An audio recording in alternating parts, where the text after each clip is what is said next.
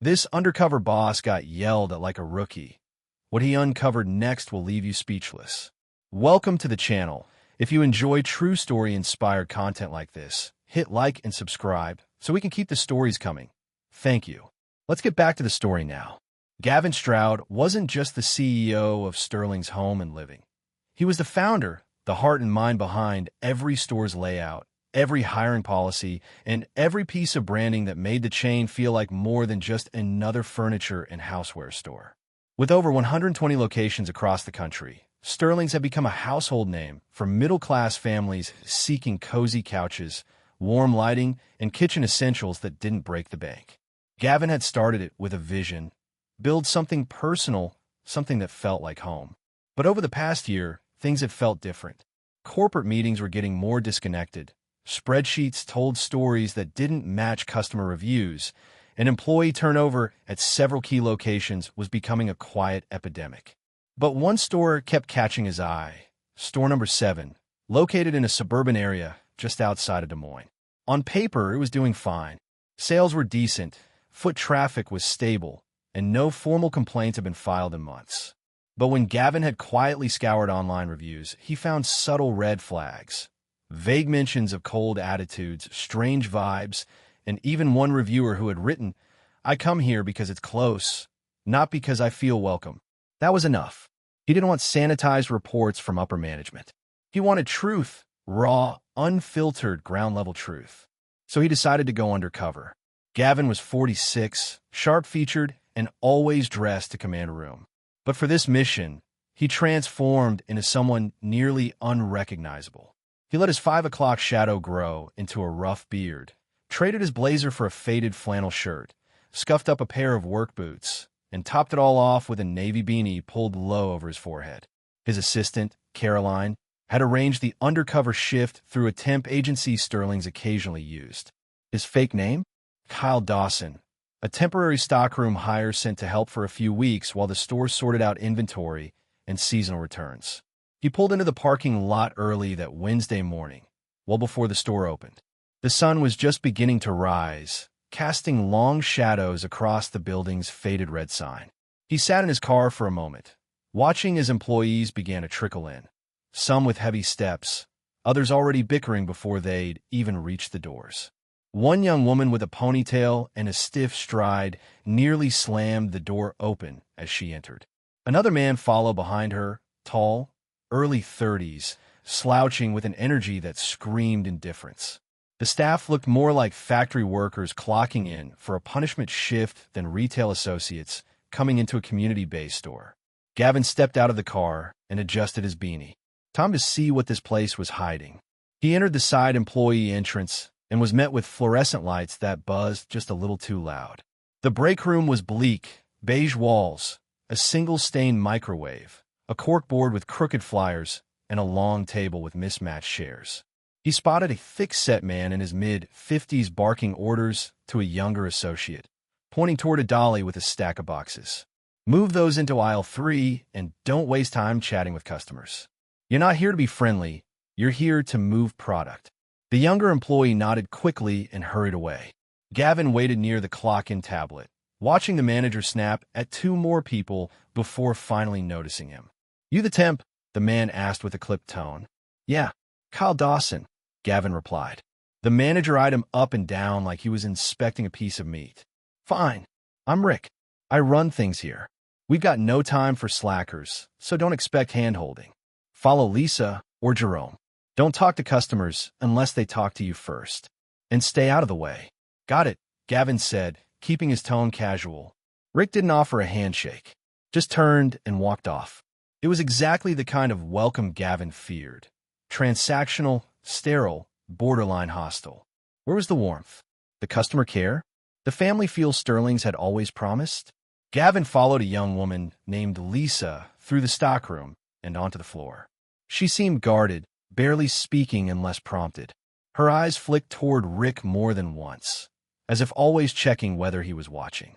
Gavin tried to strike up some small talk, asking about how long she'd worked here, but she kept answers short and polite. "Almost a year," she said. "It's okay." She hesitated like she wanted to say more, but didn't. As the morning unfolded, Gavin began to piece together the unspoken reality of store number 7. The energy was thick with tension. Associates moved quickly, but without joy. Smiles were rare. When customers asked for help, the staff responded with forced politeness, always glancing behind them like someone might be listening. Rick's presence was everywhere. He stalked the aisles like a prison warden, correcting even the smallest missteps with a heavy voice and frequent eye rolls. At one point, he caught a teenage associate laughing quietly near the end-cap displays and barked, "If you got time to laugh, you've got time to clean." Gavin noticed something else: fear. He saw it in the way staff flinched when Rick approached, in how conversations died the second he entered a room, and the constant whispered complaints that never seemed to leave break room walls. At one point, Gavin overheard Lisa and another employee named Devin exchanging nervous glances near the loading dock. "He's going to flip if those returns aren't scanned in time." "I know. I tried telling him the system's down, but he doesn't care. Just fake it. Pretend you did. He only checks the printouts anyway." What shocked Gavin most wasn't Rick's abrasiveness. It was the normalization of it. Everyone seemed to have quietly accepted that being treated like garbage was just part of working here, and nobody was doing anything about it. HR hadn't received any official complaints, according to the reports. But now Gavin understood why. Fear, hopelessness, exhaustion. Then came the moment that truly stopped Gavin in his tracks. Late in the afternoon, after his 4th hour of stocking shelves, Gavin went to grab a bottle of water from the break room. As he entered, he heard Rick's voice from around the corner, speaking to someone on the phone, loud and smug. "Yeah, corporate doesn't have a clue what really goes on. They send these stupid temp hires like it's going to fix anything. I run this place how I want. If someone can't keep up, I show them the door. No crying, no excuses. That's why this store doesn't have drama, because I cut it out at the root." Gavin stood frozen. That was all he needed to hear. The disrespect wasn't just occasional. It was philosophy. Rick treated his staff like cattle and bragged about it behind closed doors. Gavin clenched his fists, anger flaring hot behind his eyes. He wanted to storm in, rip off the beanie, and announce who he was. But not yet. Not without the full picture. If this was how Rick acted when he thought no one was watching, Gavin needed to see how deep this went. As the day ended, Gavin scribbled notes into his phone behind a shelf of lamps. He jotted down names, quotes, interactions. He had a feeling this store had more buried just beneath the surface, and he was ready to start digging. Tomorrow, he'd return, still undercover, still silent, but not for long. After the stinging public scolding from the manager, Jacob took a seat at the far end of the break room, trying to remain inconspicuous. The room was dimly lit and worn down, scuffed linoleum, a rattling vending machine, and one humming refrigerator with a sticky note that read, "Do not open. Smells like death." His paper coffee cup sat untouched beside him. The bitter taste of humiliation still lingered on his tongue, but it wasn't his own discomfort that kept him frozen there. It was the realization that this wasn't an isolated outburst. No, it was a symptom of something bigger. From his quiet corner, he listened. One by one, employees shuffled in during their breaks, some dragging their feet, others moving like ghosts on autopilot. A middle-aged woman with a weary face and a name tag that read Lena dropped into a chair and rubbed her swollen ankles. A young man named Diego leaned against the counter, massaging his shoulder with one hand while eating a granola bar with the other. None of them spoke much at first, but when they did, it wasn't idle chatter. It was quiet commiseration. Whispers about extra hours not logged in the system, about being volunteered for double shifts, and about the way Miranda, the manager who'd yelled at Jacob, had a way of making people feel like they were always one mistake away from losing everything. "I swear, if she catches me sitting again, she's going to write me up," Lena muttered, eyes darting to the door. "Even though I worked 11 hours yesterday. No break. Nada." Diego nodded. "She told me I looked lazy while I was restocking aisle 9. I was literally sweating from carrying boxes. Said I didn't look engaged enough." Jacob kept his head down, sipping the now-cold coffee as the others continued to vent, unaware they were speaking in front of the very man who had built this company from the ground up. These weren't just gripes.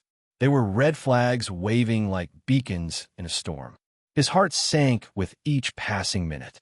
These were the kind of problems that didn't show up in executive summaries or HR reports. And worst of all, these were people who had bought into his dream and now lived a waking nightmare because of poor leadership he had allowed to fester. Jacob knew it was time to get out of the break room. He returned to the floor, slipping back into his Jamie persona. Miranda, the aggressive manager, was nowhere to be seen, but her shadow lingered. The staff moved with a sense of urgency that felt unnatural. Conversations stopped whenever he passed. Smiles didn't reach the eyes. He could see the cracks in their composure. At one point, he approached a cashier named Nia, who looked no older than 22. Her eyes were red-rimmed and glassy, and her hands trembled slightly as she scanned items for a customer. When Jacob offered to help restock nearby shelves, she forced a polite nod, but didn't speak. Later, during a brief lull, he asked if everything was okay. She hesitated, then said, "I can't really talk. Cameras. They'll think I'm slacking." That sentence hit him like a brick, not just because she was worried about getting in trouble, but because of how robotic the fear sounded, like it had been drilled into her. Surveillance wasn't being used for security, it was being weaponized to enforce compliance. Over the next few hours, Jacob began noticing patterns. Employees weren't just afraid to talk, they were afraid to breathe wrong. People didn't just follow orders, they walked on eggshells. It became clear that Miranda didn't just bark orders when corporate wasn't watching. She had created a culture of fear. The next time Miranda reappeared, her presence triggered a visible shift in the room. Employees straightened up, eyes fixed on their tasks. She walked the aisles like a queen surveying her subjects, offering passive-aggressive critiques cloaked in fake encouragement. "Lena, sweetie, you're not looking very lively today," she cooed at the older woman who had just downed 2 ibuprofens with her lukewarm coffee. "Let's try to be a little more sparkly." Or to another worker, "Steve, oh, you restocked the cereal? Cute. Next time, try not to make it look like a raccoon went through it." She wasn't a leader. She was a tyrant with a clipboard. Jacob watched her like a hawk, filing away every condescending remark, every unnecessary dig. But what truly made his blood run cold was how the staff reacted. Not with anger or rebellion, but resignation. Like they'd been trained to absorb the abuse, to smile through it, to say thank you after being insulted. Later, near closing time, a small situation unfolded at the customer service counter. A single mom came in with her toddler. She explained, sheepishly, that she'd purchased a box of diapers earlier that day, only to find they were the wrong size when she got home. She hadn't kept the receipt. Her kid had crumpled it during the car ride. "Without a receipt, we can't do refunds," Miranda said bluntly, arms crossed. "Policy." The woman looked desperate. "I understand. I'm not asking for money back. I'd just like to exchange it for the right size, please. I'm on a really tight budget." "Like I said," Miranda interrupted. "No receipt, no exchange. I don't make the rules." Her tone wasn't just unhelpful, it was hostile. Jacob opened his mouth to say something, but before he could, someone else stepped in. A younger staff member, a stock boy named Mason, maybe 19 or 20, quietly slid behind the counter. Without a word, he scanned the box of diapers, used a store credit override, and handed the woman a properly sized package. "I'll cover the difference," he whispered, just loud enough for Jacob to hear. The woman's eyes filled with tears. "Thank you. You don't know how much this means." Mason nodded and went back to work like nothing had happened. Jacob felt a strange mix of fury and admiration. Fury that someone like Miranda represented his company. Admiration that, even under tyrannical leadership, good people still found ways to do the right thing, quietly, without fanfare, often at their own expense. He knew now that this wasn't just a toxic store. It was a broken ecosystem, a place where Miranda reigned unchecked and good employees were too afraid, or too tired, to push back. But even in that darkness, there were flickers of light. People like Mason, like Lena, like Nia. Quiet heroes holding the foundation together with blood, sweat, and dignity. As Jacob drove home that night, the rain tapped against his windshield like a ticking clock. Every beat echoed a growing resolve inside him. This wasn't just about a bad manager anymore. It was about every employee she had silenced, every tear shed in the break room, every act of kindness buried under fear. And tomorrow? Tomorrow he wouldn't just be watching. He'd be fighting back. The next morning, Jacob was up before dawn. The events of the previous day had carved a permanent mark into his thoughts, playing on repeat like a broken reel. The look on Nia's face when she glanced at the cameras before answering, Lena's swollen ankles propped on a milk crate during break, and Mason's quiet, defiant kindness behind the counter. But above all, it was Miranda's face that haunted him, her smirk as she dismissed the mother begging for a simple diaper exchange. This was not going to be solved with a performance review or a private meeting. No, this needed a reckoning. Jacob didn't want to just fire a manager and walk away. He needed to expose the full weight of what his people had been enduring. His goal wasn't punishment. It was transformation. To do that, he needed evidence, stories, voices. And today, he'd get them. He arrived again in his undercover attire, denim jacket, scruffy beard, a look that had by now become just another exhausted face on the team. It was a quieter morning. Rain pattered lightly outside, coating the windows in a blurry film. Inside, the fluorescent lighting buzzed with the same dull drone as always. Mason was in early, unloading stock with earbuds in. Jacob approached casually, offering to help. After a few boxes, Jacob finally asked, "What you did yesterday with the diapers, was that okay? I mean, you covered it yourself?" Mason glanced around nervously and lowered his voice. "I do it sometimes when I can.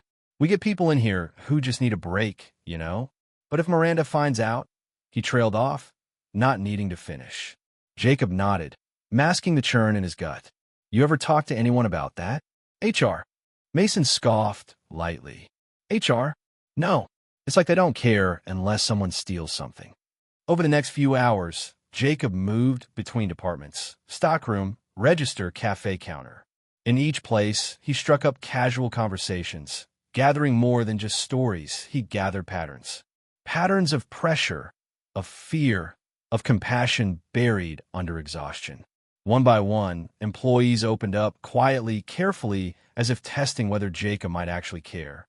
Lena told him that she'd been reprimanded for leaning too much during her shift, even though she had chronic back issues and was advised by her doctor to take short rests. HR had been informed. Nothing changed. Nia, the young cashier, finally spoke a little more freely. "Miranda makes us sign out lunch breaks even when we're not allowed to take them," she confessed in a whisper. "She says it makes the labor reports look better. I've gone whole shifts on one granola bar. Sometimes two." Then there was Steve, a single father working night shift to care for his daughter during the day. "I asked for an afternoon off once because she was sick," he said. "Miranda made a joke about hiring someone who didn't come with baggage. I had to leave my kid with my neighbor." Jacob listened. He took notes. And with every new confession, his resolve hardened. Around midday, Miranda arrived. As always, her entrance changed the oxygen in the room. Conversations dried up. Shoulders tightened. She wore a smart black blazer over her usual collared shirt today. Jacob suspected she'd be meeting someone from corporate. How ironic. She barely noticed Jacob. To her, he was just another blur in her kingdom. Jacob watched her movements. He observed how she hovered near the register, nitpicking Nia's scan speed, how she scolded Diego for having his name tag tilted, how she gave Lena a once-over, then sighed audibly like her existence was a personal inconvenience. The breaking point came that afternoon. A customer, a disheveled man in his late 50s, shuffled in carrying a battered plastic bag. His hands shook as he laid an item on the counter, a cheap coffee maker, clearly used. Nia glanced at the man with empathy. "I bought this 2 days ago," the man said softly. "It stopped working the same night. I don't have the receipt, but..." Before Nia could respond, Miranda swooped in. "No receipt? Then no refund," she said with icy finality. "I just want to exchange it," he said, voice cracking slightly. "I don't have much. This was my treat for the month." "Treat yourself better next time," Miranda snapped. The man's face flushed red as he picked up the faulty machine and walked out, slower than before. Nia looked crushed. Jacob had heard enough, but instead of confronting her, he walked straight to the back office. Inside, he closed the door quietly and pulled out his phone. "Janet," he said to his assistant on the other end, "I need you to contact HR. Pull the following personnel files: Miranda Thompson, Lena Grady, Diego Mendez, Mason Teller, and Nia Holloway." Janet didn't ask questions. "Already on it," she replied. "Are you going in today?" "Not yet," Jacob said, "but I'm close. I need one more piece." That piece came 15 minutes later. In the break room, Mason pulled Jacob aside. "Hey, you should see this," he whispered. He held up his phone and showed Jacob a private group chat, the real staff room.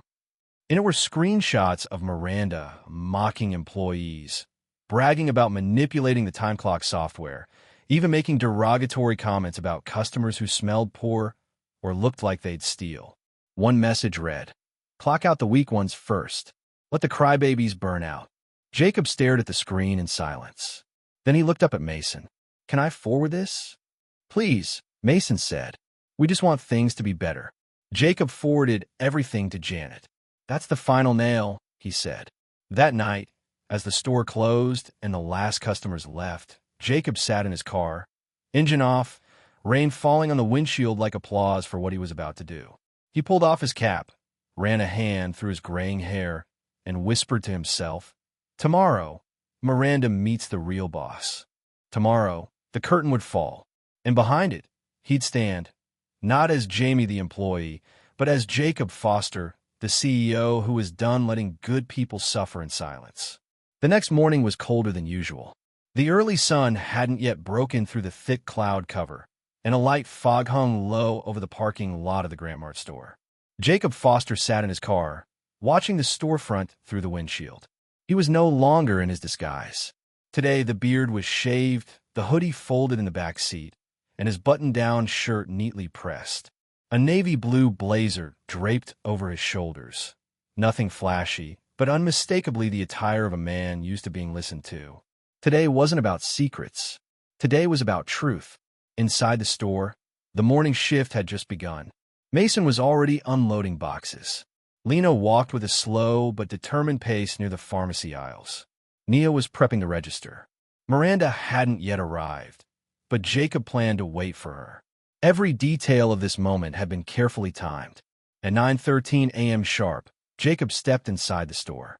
The atmosphere shifted slightly. Employees glanced at him curiously. A few whispered. Some clearly recognized him, if not from corporate emails, then from the company website, where his professional photo accompanied the message from the founder. He didn't speak to anyone right away.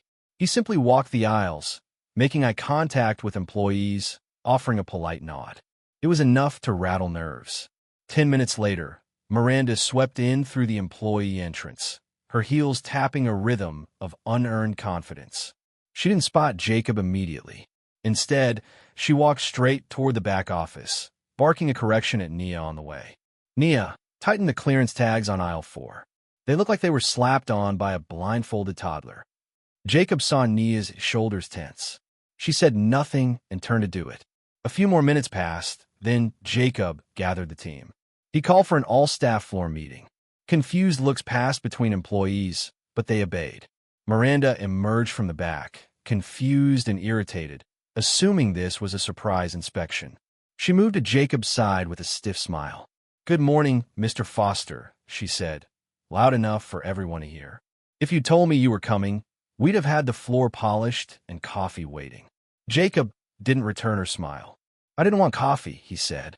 "I wanted the truth." Miranda blinked, caught off guard. The other employees stood frozen, some holding boxes, others with scanning devices still clutched in their hands. "I'd like everyone to listen closely," Jacob continued, his voice calm but firm. "I came to this store 3 days ago. Not as your CEO, not as Jacob Foster. I came disguised as a new hire to observe how this location operated, to see how the people working here, the ones serving customers, stocking shelves, keeping this business running, were really being treated." Whispers broke out. Miranda's smile faded.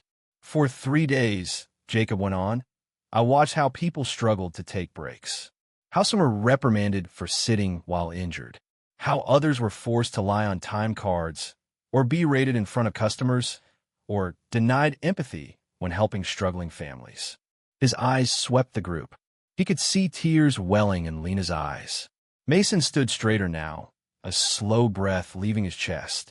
Nia stared at him like she couldn't quite believe what was happening.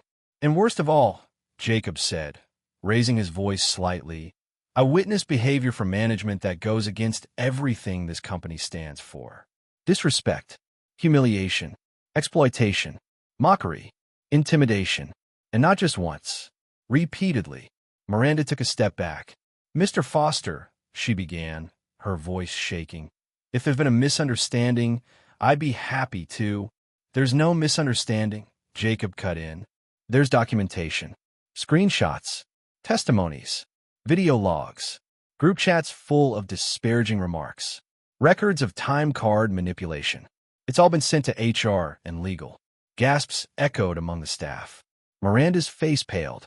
She turned toward Mason instinctively. You gave him that chat, didn't you? Mason didn't respond. He didn't have to. Miranda Thompson, Jacob continued.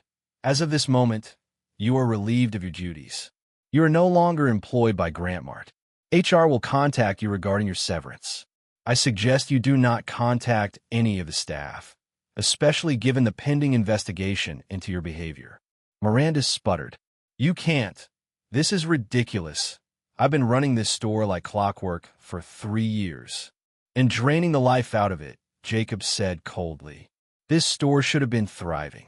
Instead, it's bleeding morale. And it stops today. Silence. Miranda's mouth opened and closed like she wanted to scream, but couldn't find the air. Finally, she spun on her heel and stormed out of the building, the echo of her footsteps fading into the hallway.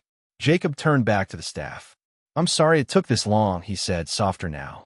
I built this company to be more than just another chain. I wanted it to be a place where people, both customers and employees, felt respected, seen, safe. Somewhere along the line, I lost sight of that. That won't happen again. A murmur rippled through the group. Nia wiped at her eyes. Lena leaned against a shelf and exhaled shakily. Even Diego, who hadn't spoken much all week, gave a quiet nod. Starting today, Jacob continued, we're making some changes. He pulled a folded sheet from his pocket. Effective immediately, every employee here is receiving a one-time hardship bonus. We're hiring 2 additional team members to ease the shift load. Anyone with existing medical needs will have their schedules reviewed and adjusted for health accommodations. And time card accuracy? From now on, it will be monitored by a neutral third-party HR rep, not the manager. He looked over at Lena. You'll be getting a proper chair behind customer service. Then to Nia, lunch breaks will happen, clocked, with actual food time. To Mason, and you're being promoted to shift supervisor. You've more than earned it. There were no cheers. Not yet. Just stunned silence. And then, slowly, it started. A tear rolled down Lena's cheek as she gave a trembling laugh. Mason's shoulders fell with a visible weight released. Thank you, he said, barely above a whisper. Jacob nodded. We're not perfect, but we are better than what we've allowed. This is a reset, one I plan to stay involved in. With that, Jacob dismissed the meeting and turned back toward the stockroom. There were reports to review, inventory logs to check. But more importantly, there were people to get to know, not as names on a payroll spreadsheet, but as humans, as his team. And for the first time in a long time, the store didn't feel like just another outlet. It felt like a community again. Michael didn't sleep that night. His mind played back every moment of the past few days. The cold words hurled at staff behind closed doors, the glares, the silence when team members were clearly overwhelmed, and worst of all, the culture of fear that had embedded itself deep into the diner's bones. In his gut, he knew now more than ever that this wasn't an isolated issue. The problem wasn't just a bad manager. It was a system that had grown too comfortable ignoring pain because the numbers still looked good on paper. By sunrise, he had made up his mind. He wasn't just going to fire Tony quietly and move on. That would be too easy, and it wouldn't fix the root problem. No, this needed to be exposed. Publicly. to the staff, to his corporate leadership team, and to himself. He needed to show them that accountability wasn't just something you preached at training sessions. It had to be enforced at every level, especially at the top. So he made a few quiet phone calls, first to HR, then to his district operations manager, and finally to Janice, his longtime executive assistant, who knew how to pull off a dozen miracles in a single afternoon. Then Michael got in his car and made his way back to the diner, blending in again in his scuffed-up sneakers and weather-worn flannel. But this time he brought something with him, a small, wireless camera hidden inside an old employee binder, the kind every location kept near the staff bulletin board. It was already recording. When he arrived, just before opening, the atmosphere was already thick with tension.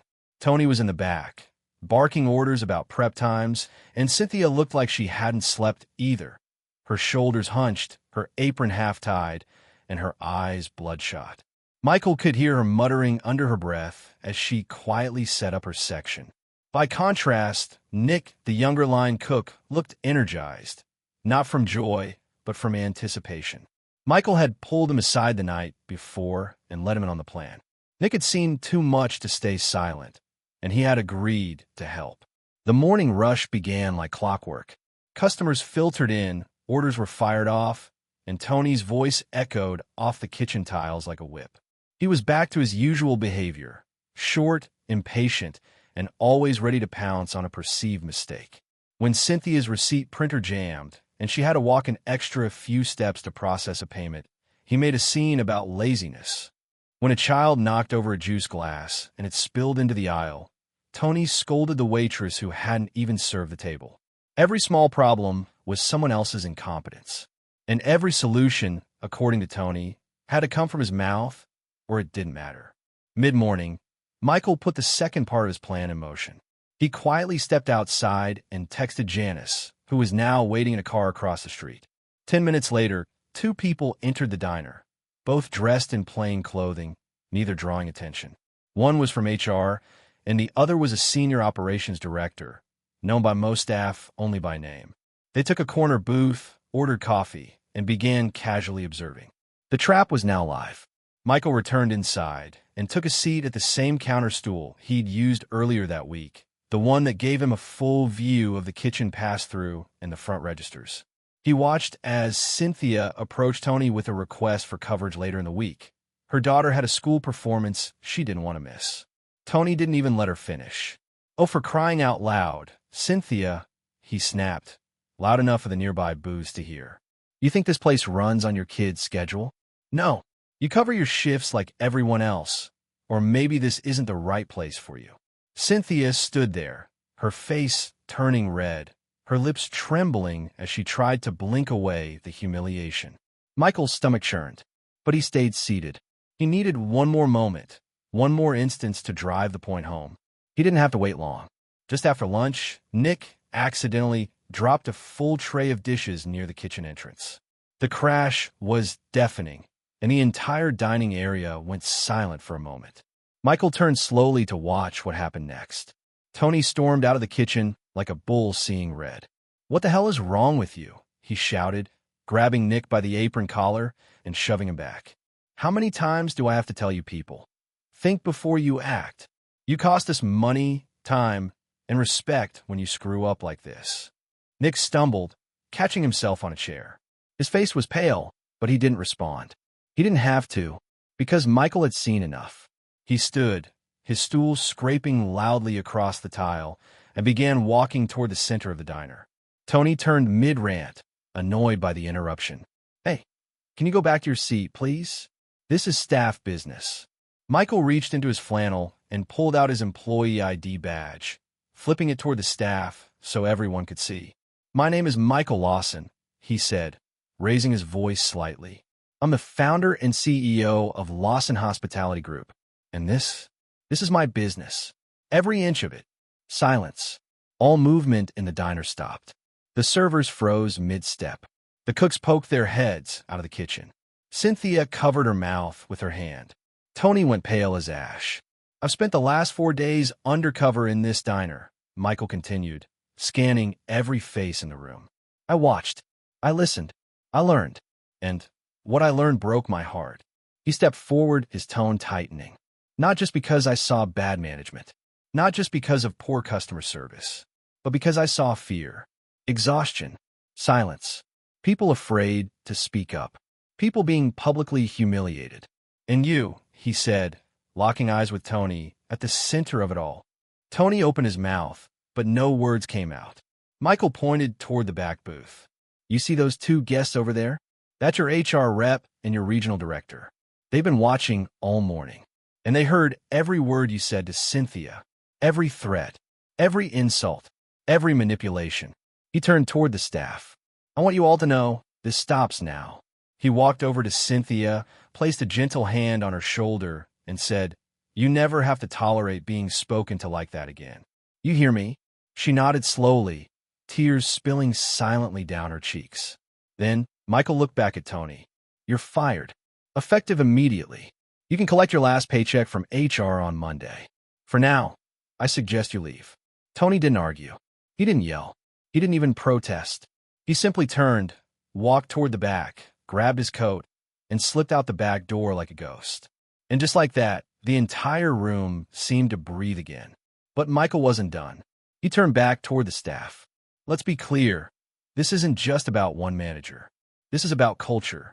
And culture starts at the top. That means me. I let this happen by stepping away, by assuming reports told the full story. That ends today. The staff slowly began to clap. Not the wild applause of a movie ending, but the soft, emotional clapping of people finally being seen. Michael nodded. He didn't smile. Not yet. He had work to do. But for the first time in a long time, he felt like he was doing something that truly mattered. The hours following Tony's exit felt like someone had cracked open the windows of the entire diner, letting out years of built-up tension.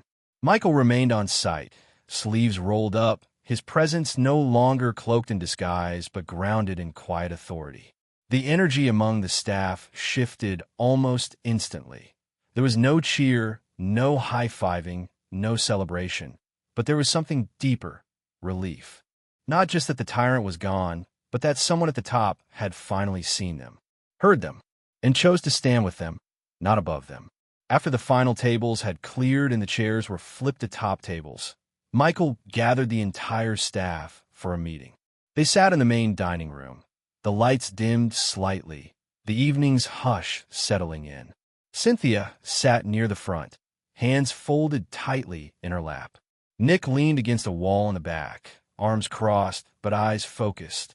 The others, hosts, cooks, servers, ranged from cautious to curious. Michael stood in the center, a clipboard in one hand and a folded list of notes in the other. He looked around the room before speaking. I want to thank you for not just enduring this week, but for enduring what sounds like months, maybe even years of things that should have never been part of your job descriptions. I started Lawson Hospitality because I believe that hospitality begins at home. And I mean this, right here, your workplace. This place should have always been your home base. Somewhere you felt respected, safe, and supported. A quiet murmur of agreement moved through the room. I'm not here to make excuses, he continued. And I'm not here to just sweep things under the rug and say it's fixed now because one person was fired. What happened here is the result of a culture that lets silence and survival become standard. That ends now. He paused, letting the words settle. Starting tomorrow, he said, unfolding the paper in his hand, you'll all notice a few changes. Some small, some big, but all long overdue. The staff leaned in, collectively holding their breath. First, Michael said, we're implementing a whistleblower protection policy. Any employee at any Lawson location, frontline, part-time, kitchen crew, anyone, will be able to report mistreatment, abuse, or unethical behavior directly to corporate. Not to your store manager, not to someone who may be the problem, but to a centralized team of people whose only job is to protect your well-being. And those reports can be anonymous. Cynthia's shoulders softened for the first time all day. A cook named Denise whispered something to the woman beside her and nodded silently. Second, Michael went on, we're launching an internal feedback program. Every month, we'll send a corporate rep to visit unannounced. They'll meet with staff privately, not just managers. And hear what's really going on. You'll be paid for that time, and your words will be documented, protected, and, most importantly, acted upon. Nick raised an eyebrow, visibly impressed. Third, Michael said, folding his paper and slipping it back into his pocket, we're investing in you. In this building, in your tools, your time, and your growth. He turned towards Cynthia. You've worked here for over 6 years, is that right? She nodded quietly. And not once have you been given an opportunity to grow into a leadership role. No, sir, she replied. Michael shook his head. Well, that changes now. Starting next week, you'll be promoted to floor lead. You'll work directly with the incoming general manager to help train new hires, manage guest satisfaction, and advise on daily flow. And yes, he added with a smile, that comes with a raise. The staff broke into spontaneous applause. Cynthia's hand flew to her mouth in disbelief. Her eyes shimmered, and for a moment, she couldn't even speak. And Nick, Michael continued, looking to the back of the room.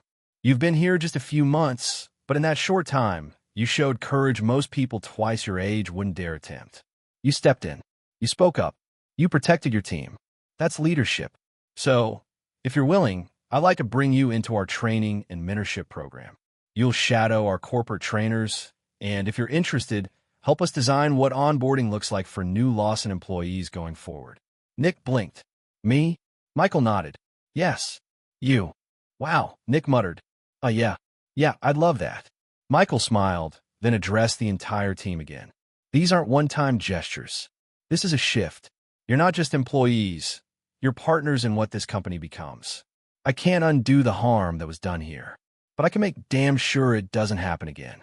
The meeting continued for nearly an hour. Staff shared their experiences, their hopes, and even some frustrations that had festered for far too long. Michael took notes. He didn't defend. He didn't deflect. He listened, earnestly, patiently. Later that evening, Michael stood alone in the parking lot, looking back at the building silhouetted by the amber glow of closing time. The windows gleamed with the faint reflection of the neon sign above the diner's name. Inside, Cynthia was still chatting with a coworker. Nick had his phone out, likely texting his mom about the new opportunity. For the first time, the place felt alive. The next morning, Michael returned, but not in disguise. He arrived with a new general manager at his side, a woman named Rachel with nearly 15 years of industry experience and a reputation for putting people first. She wasn't flashy or corporate polished. She was warm, smart, and tough when she needed to be. The staff immediately took to her. Over the next few weeks, the transformation of the diner was visible. A new POS system was installed. Break schedules were revised and actually enforced. A proper employee rest area was set up in the back with comfortable seating and a stocked fridge. And slowly but surely, word got out. Customers returned. Reviews improved. The atmosphere lightened. One afternoon, a man returned to the diner. An elderly gentleman named Mr. Dwyer, the same man Tony had once mocked for taking too long with his change. He came in with his granddaughter, who smiled as she told Cynthia, "This is Grandpa's favorite place again." Michael happened to be visiting that day. He watched the interaction from a nearby booth, his heart full. The granddaughter waved at him on their way out. "Thanks for fixing this place," she said, completely unaware of who he was. Michael just nodded. "No," he whispered to himself, "thank you."